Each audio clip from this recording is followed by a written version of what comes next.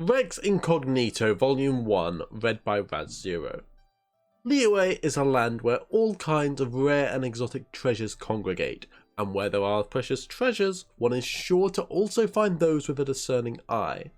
The very first owner of Zigyu Antiques, the unconventional collector Mingui, was just such an individual. Zigyu Antiques of Feiyun Slope was frequented by well-to-do customers. Closed during daylight hours, it only opened to customers once the moon began to rise in the night sky. The shop's customers were anything but ordinary. They were wealthy and leisurely, people with outstanding taste. A meticulously crafted timepiece from Fontaine, incense from Sumu, a wine goblet once owned by an aristocrat of Old Mondstadt, a wooden stool whose surface was once graced by the buttocks of an adeptus for all of 1 hour, a delicate jade teacup from which the Lord of Geo once supped a sip of tea, a priceless Celadon vase that Liyue's neighbour deity, the Animo Archon, once accidentally knocked to the ground, shattering it to pieces.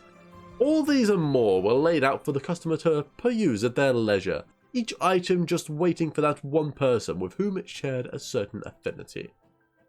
One night, a wealthy young man who was walking by happened to pause in front of the shop, and began carefully examining the items on the shelves. The owner was struck by his long black robes, dark and solemn looming mountain peaks, and by his eyes, which were the colour of amber. This was no ordinary young man. This, Mingui could tell with one look. "Welcome to Zigyu Antiques," she said. "Please peruse at your leisure, and let me know if you find something you like." Her soft voice broke the dead silence of the night. Oh, I'm sorry." The young man smirked and spoke in a subtly coy manner. "I'm just rather taken with this exquisite counterfeit." The item that had caught his eye was a damaged jade plaque. The face exposed to the night sky was the one on which the pattern was slightly more intact, and as the moonlight shone down, it seeped into the intricate blemishes in the jade, exposing them, and cascaded down the ravines produced by the crisscrossing texture on the plaque's surface. Severe wear and tear on the front and disintegration around the perimeter made it impossible to discern the words and images that had once been written. By all accounts, it seemed to have lived a turbulent life. "Counterfeit, you say? What makes you so sure?" Mingui was quite used to customers making such provocative claims, but this young man spoke so bluntly and bitingly that she could not help but feel aggravated by his accusation.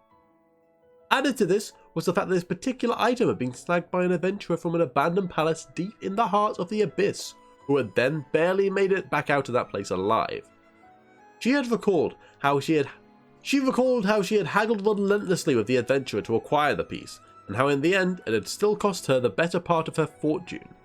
If this was truly nothing more than a counterfeit, not only would it imply that she had lost an immense portion of her wealth, but it would mean irrevocable damage to the reputation of Zigyu Antiques as connoisseurs of quality.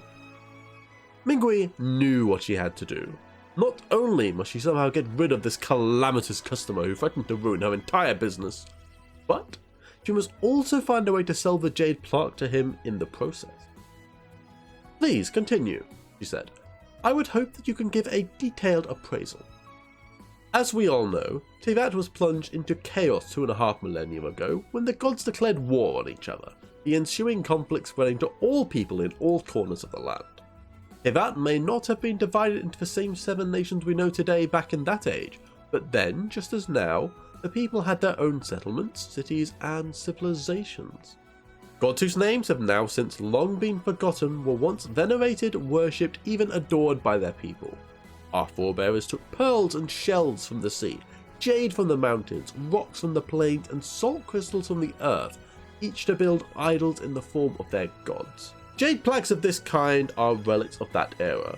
They belong to an ancient tribe who worshipped Rex Lapis, though of course the Geolord probably did not yet go by the name Rex Lapis at the time.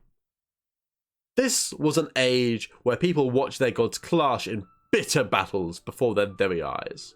Rex Lapis would not establish the currency of the 7 nations and cast the first more coins for quite some time.